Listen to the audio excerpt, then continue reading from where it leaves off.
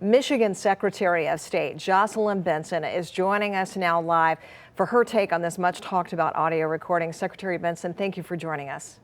Thanks for having me. First of all, there is no proven mass fraud in Michigan, yet President Trump and some Republican lawmakers continue to try to convince people that our state has serious voting problems.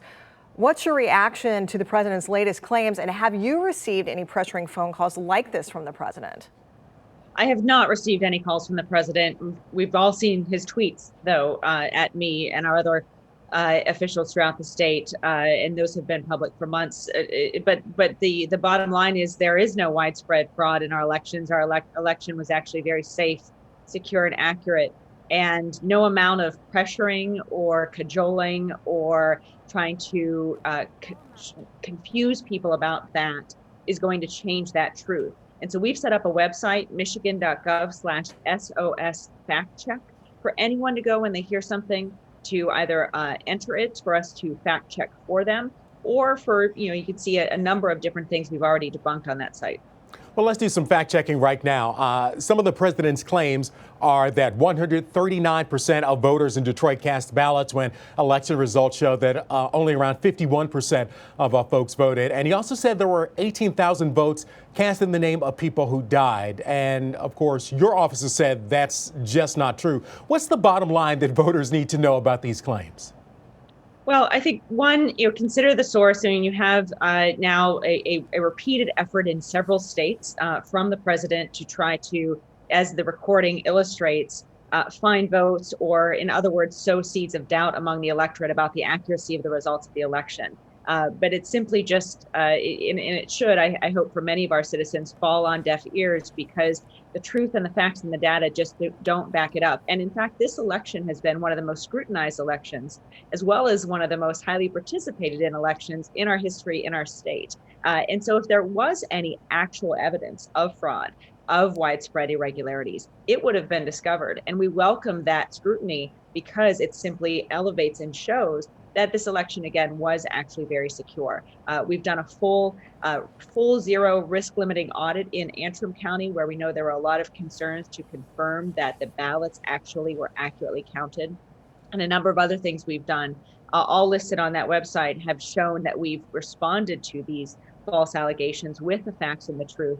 And we can, if people focus on that truth, affirm the validity of the results of this election in Michigan to anyone who asks. We could talk about this topic all day long. We do want to turn our attention now for a moment to that legislation signed yesterday by Governor Gretchen Whitmer. One part of it is designed to end driver's license suspensions for violations that are not tied to dangerous driving. What can you tell us about that and how it affects the workload for your office?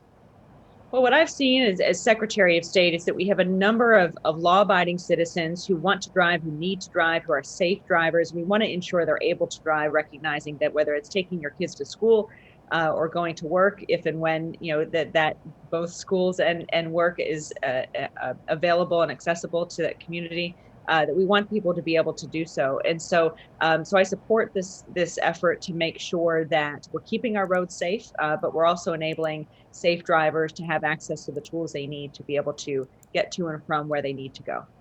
Now, your office has made a lot of changes during the pandemic to make it easier for people to renew their tabs and licenses and take care of business. How's that been going? And is there any advice you want to give to people who still need to conduct a business with your office? Are those accommodations still being made? Yes, I mean, first of all, the vast majority of things you need to do with our office, you can do without visiting a branch. And we're going to continue in this year to increase the number of things you can do online at our self-service stations in Myers and Kroger's, so that you can skip a branch office visit entirely. And those are only seldom things that you do.